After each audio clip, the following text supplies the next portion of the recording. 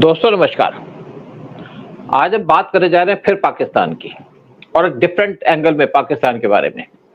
पाकिस्तान के अंदर जो डिप्लोमेट्स हैं उनको परेशान किया जा रहा है, उनका पानी और गैस बंद कर दी गई है, ये सारा काम आईएसआई कर रही है और साथ में अगर वो बाहर जाते हैं किसी से मिलने तो भी उनको तंग किया जाता है। और अगर वो घूमने जाते हैं या सब्जी लेने जाते हैं तो लेडीज जाती हैं उनके पीछे, आप भी चल के लग जाते हैं आईएसआई के और उनको परेशान करते हैं, गंदी गंदी गालियां देते हैं। जब उनके बच्चे जाते हैं स्कूल के अंदर तो बस स्टॉप पे खड़े होते हैं, बस आनी होती है तो उनके ऐसे की गाड़ियां आ जाती है, उनके ऊपर चढ़ाने की कोशिश करते हैं। यानी कि उनको परेशान किया जाता है, तंग किया जाता है। और पाकिस्तान की पोस्टिंग एक नाइटमेयर है किसी के लिए भी। मैं ईरान में रहा हूँ, ईरान भी एक इस्लामिक कंट्री है और उस टाइम पे हमारे डिप्लोमेट्स को भी पकड़ा गया था, लेकिन उन्होंने इस टाइप की हरकत कभी नहीं की। किसी कंट्री में हरकत नहीं होती और सारी जो हरकत है वो है वायलेशन ऑफ वियना कन्वेंशन। क्योंकि जो भी डिप्लोमेट्स होते हैं उनको स्पेशल प्रिविलेजेस देनी होती है, स्पेशल फैसिलिटी देनी होती है, उनको जो जरूरत पड़ती है वो मिलती है। जैसे हम लंदन में थे तो वहां पे तो हमें जो टैक्स था वो भी रिफंड हो जाता था, जैसे पेट्रोल पे टैक्स लगता है रिफंड हो जाता था। तो बेनिफिट मिलते हैं डिप्लोमेट्स को और उनको इज्जत देनी पड़ती है, लेकिन पाकिस्तान को तो समझ है नहीं चीजों की। और इसी इशू में बात करते हो हमारे साथ उदय शंकर पानी जी। आप जानते हो उदय शंकर पानी जी को, और पाकिस्तान में तो इनको बहुत ज्यादा इंटरेस्ट है। बॉलीवुड का तो इनका है ही काम, वो तो इनका काम है, लेकिन पाकिस्तान में इनको बहुत ज्यादा इंटरेस्ट है। पाकिस्तान और यूएस के अंदर ट्रम्प के काफी अच्छे दोस्त भी हैं। तो आज जो पाकिस्तान हरकत कर रहा है उस पर इंडिया को जवाब भी देना पड़ेगा, इंडिया जवाब भी देगी। और पाकिस्तान की जो नाजायज हरकतें हैं उसको कैसे बंद किया जाए, कैसे उसको काउंटर किया जाए, तो आप बताइए इसके ऊपर। जय हिंद सूद साहब।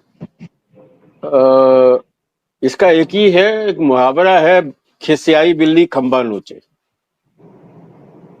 तो immorality is in their system, in their blood. झूठ बोलना और विक्टिम कार्ड प्ले करना, that is a part of their character. इनकी तो सर, इन्होंने तो हदें बहुत पार की हुई हैं और इस बार ही जो कर रहे हैं ये लोग हमारे इंडियन स्टाफ के साथ, अब इनसे आप क्या आर्गुमेंट करेंगे, इनसे आप क्या लॉजिक बात करेंगे? ये तो कुछ मानने नहीं वाले, ये गलत चीजें करेंगे। आपको ये पता है कि जब कारगिल की वॉर हुई थी तो ये लोग क्या करते थे, इंडियन सोल्जर्स जो मर जाते थे उनको काट पीट के वही इनके पास एयर कंडीशन, इनके पास सॉरी वो उनका कंटेनर होते थे, स्पेशल कंटेनर्स, जिसमें उनके बॉडी पार्ट्स ये लोग चुरा लेते थे। किडनी निकाल ली, हार्ट निकाल लिया। अब बताइए, एक स्पेशली आर्मी के अंदर और एक सोल्जर टू सोल्जर काफी मॉरल एथिक्स है, ये उनको फॉलो नहीं करते, ये उनको नहीं मानते। और उसके बावजूद भी इंडियन फोर्सेस ने उनकी जो डेड बॉडीज थी उनके सोल्जर्स की, जिनको वो बोलते थे हमारे सोल्जर नहीं है, लेकिन वो सारे के सारे वहीं से आए हुए थे डेफिनेटली, तो उनको बाकायदा पूरे एक इस्लामिक ट्रेडिशन के हिसाब से उनकी बॉडी को दफनाया गया। तो ये बेसिकली संस्कारों का हाल है सर, संस्कार हैं। अब उनके संस्कार नहीं तो आप क्या कर लेंगे, उनको कितना सुधारेंगे? The only way, like Modi ji says, just forget it. We don't want to deal with them. We don't want to talk to them. We don't want to talk about them. That is the only way to treat them. इनके ये कुछ, actually हम लोग आज पाकिस्तान का ये programme कर रहे हैं, ठीक है बात करते हैं, but we are giving too much of importance to a non identity. आज नॉन आइडेंटिटी बन गए, बेशरम लोग हैं, बेशरम है। उनको आप पैसे दे दीजिए, अपने बाप को भी बेच के आ जाएंगे। ये तो उनका धर्म है सर, ये उनका धर्म है। वो बाप के नहीं है तो इस देश के कहां से होंगे? वो इस मॉरल्स के, इंटरनेशनल रूल्स के भी कहां होंगे ये फॉलो करेंगे? हाँ सर, मेरे ख्याल से तो यही, this is what I have to say to begin with. देखिए, जैसे लोगों को तंग किया जा रहा है, एक बड़ी, मैंने कहा कि एक बड़ा डिफिकल्ट पोस्टिंग होती है पाकिस्तान की, और 2019 में भी उन्होंने ऐसे ही किया था, पानी बिजली बंद कर दी थी, जिससे हमारे डिप्लोमेट्स को तंगी हुई। उसके बाद इंडिया ने भी रेसिप्रोकेट किया, इंडिया के अंदर भी उनके डिप्लोमेट्स को भी ऐसे तंग किया, क्योंकि इनका इलाज है कि अगर एक मारे तो दो मारिए, 10 मारिए ज्यादा और गिनिए एक।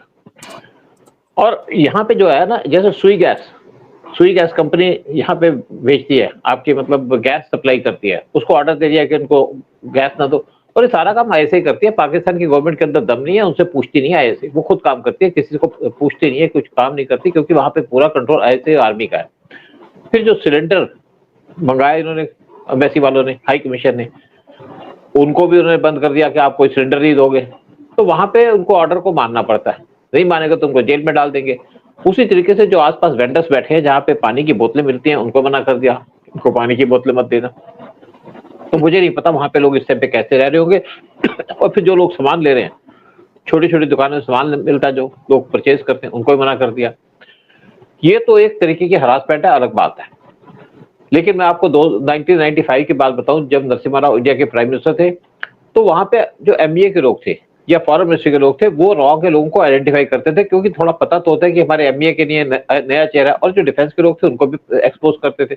और ऐसे के लोग क्या करते थे, जो अगर आदमी जा रहा होता था एम्बेसी का या स्पेशली रॉ का, उसके पीछे 5-6 ऐसे के लोग उसको गालियां देते जाएंगे, और जब तक अपने वैसे नहीं पहुंचेगा, हाई कमीशन नहीं पहुंचेगा, उसको ये मिसट्रीट करते रहेंगे।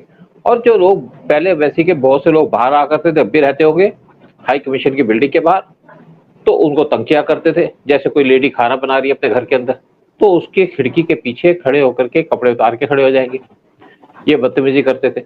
और इवन घर के अंदर घुस करके लोगों को किडनैप करके ले गए। 1995 में कम से कम 7 या 8 लोग जो रॉ के थे, उनको उठा के ले गए थे, और रॉ कुछ कर भी नहीं पाया, क्योंकि उस टाइम पे नरसिम्हा राव की गवर्नमेंट थी, नरसिम्हा राव उनकी सुनता नहीं था। और वहां पे एक मिली भगत थी एमईए की, और साथ में पाकिस्तान हमारे आईबी की, इंटेलिजेंस ब्यूरो की, क्योंकि उस टाइम पे जो इंटेलिजेंस के चीफ थे, वो इंडिया के रॉ के खिलाफ थे, और उनको तंग किया जाता था, हमारी बात सुनी नहीं जाती थी। और अगर हम कोशिश करते थे कि हमारे कमांडो उनको पिटवा दिया जाए, तो ऊपर से डायरेक्शन आ जाती थी पीएम के ऑफिस से कि किसी को हाथ नहीं लगाएंगे।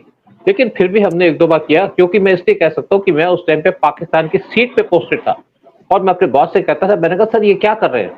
कहते I have brief the chief कमजोर था हमारा, और पीएम उनकी सुनते नहीं है, तो ये दिक्कत आती थी। फिर कोई लोगों को किडनैप करके ले गए, जैसे किडनैप करके ले गए तो उनको लोन जगह पे ले गए, उनको फिर रस्सी से बांध दिया पेड़ के साथ, और गीला जो चादर है, एक कपड़ा, उसको फोल्ड करके उसको उससे पीटा करते थे आधा आधा 1-1 घंटा। इतना बुरा हाल किया कि आप सोच नहीं सकते। एक राकेश मित्तल नाम के कमिश्नर थे वहां पे, उनको इतना मारा कि यहाँ से हेलीकॉप्टर भेजना पड़ा उनको वहां से एवैक्यूएट करने के लिए। और आज हमें क्या जरूरत है पाकिस्तान को कैसे कैसे डील करें, लेकिन जो लोग पीट के आते थे उनके तो मेंटल टॉर्चर हो जाता था बहुत ज्यादा, और उनको जब गवर्नमेंट की सपोर्ट नहीं मिलती थी, रॉ की सपोर्ट नहीं मिलती, तो बड़ा परेशान होते थे, कोई जाना नहीं चाहता था पाकिस्तान के अंदर। तो ये हाल था उस टाइम पे 1995 का, लेकिन किसी के खिलाफ कोई एक्शन नहीं लिया गया। एक बार हमने कुछ कमांडो भेजे, क्योंकि जब पाकिस्तान के कुछ डिप्लोमेट वो एक दिल्ली के अंदर जो एक डिफेंस कॉलोनी है, वहां पे ब्रिज पे आता था, पता था हमको, तो हमने उनको चुपचाप रोक करके उनको पिटाई कर दी वहां पे।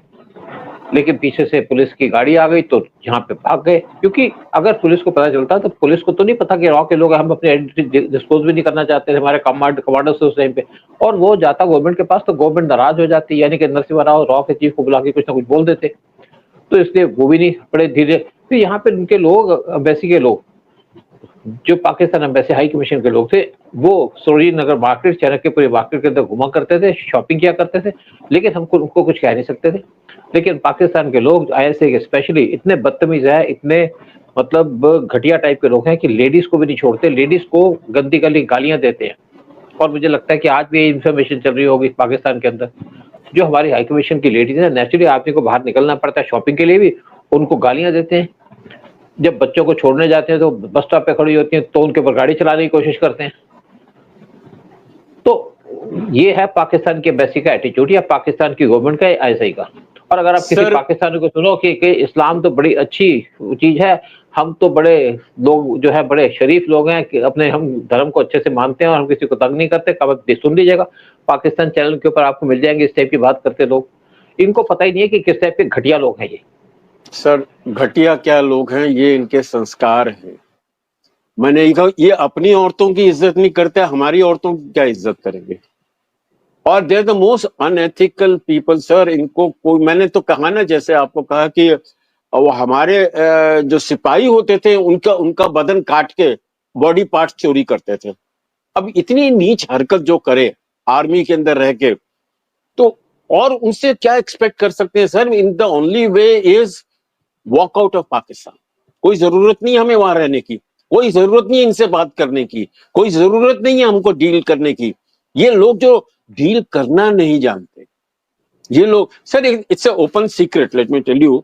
मैं भी काफी फॉरेन में घूमा हूँ सब जगह, और it's a open secret that our foreign our embassies out there, definitely हमारे इंटेलिजेंस के लोग रहते हैं इन की पोजीशंस। और वही पाकिस्तान के लोगों का भी हाल है, वो यहां पर भी उन्होंने अपने आईएसआई के लोग रखे हुए हैं इन की पोजीशन। तो दिस इज ओपन सीक्रेट। लेकिन उसके बाद अगर आप अनएथिकल चीजें करके उनको तंग करेंगे, मारेंगे, ये जानते हुए कि भाई it is accepted norm foreign policy में, इंपॉर्टेंट भाई ठीक है आपके इंटेलिजेंस वाले हैं, वो भी उनका काम करने का तरीका अलग होता है। It is okay to put them in दो की पोजीशंस, जो उनको पता है कि रिसर्च कैसे करनी है, उनको पता है कि इंफॉर्मेशन कैसे लानी है।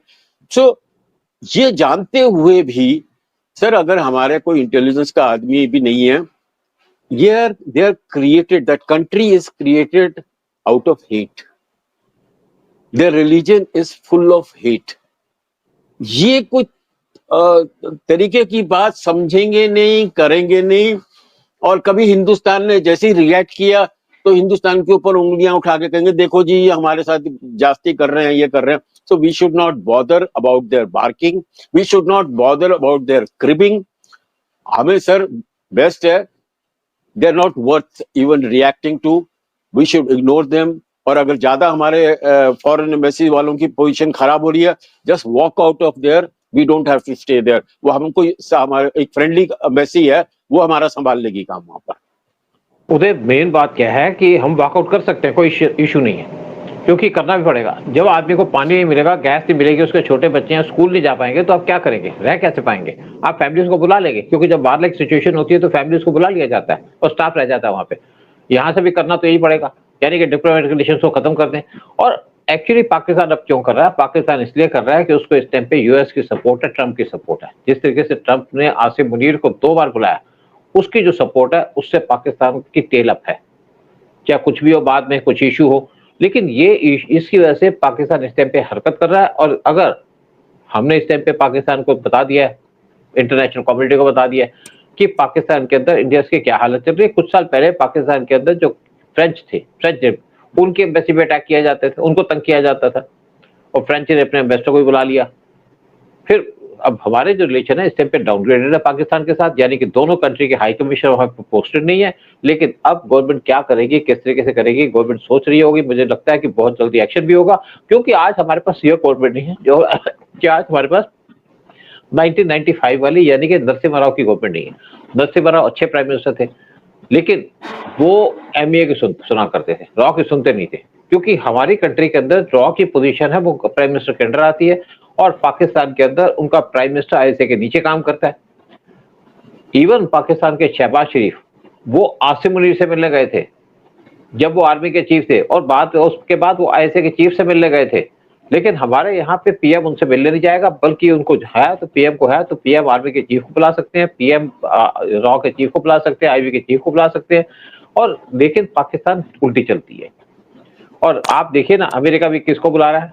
ना तो प्राइम मिनिस्टर को पाकिस्तान के, ना उनके प्रेसिडेंट को, बल्कि उनके आर्मी के चीफ को बुला रहा है। तो अमेरिका भी उल्टी गंगा बहा रहा है। वो आर्मी के चीफ को बुला के बोल रहे तू भोंक। अच्छा, वो जो आसिफ मुनीर है वो अपने प्रेसिडेंट को, अपने प्राइम मिनिस्टर को बोल रहा है तुम भोंको। तो आप अगर देखेंगे तो उनके भोंकना सिमिलर ही है, and they are on instructions, everybody knows. Sir, ये लोगों के साथ बातों का कोई फायदा नहीं है, ये बातों, ये है लातों की बात। तो लात मार रहे हैं ना उनको। देखो, जब इन्होंने अप्रैल 22 को हमारे 26 हिंदुओं को मारा, सिलेक्टिव मारा, उससे पहले इनके आसिफ मुनीर ने स्टेटमेंट दी थी कि हिंदू और मुस्लिम अलग है। भाई अलग है, हमें तो पता है इसके ऊपर अलग है, तो जाओ भाड़ के अंदर, तभी तो तुम्हें अलग भेजा है।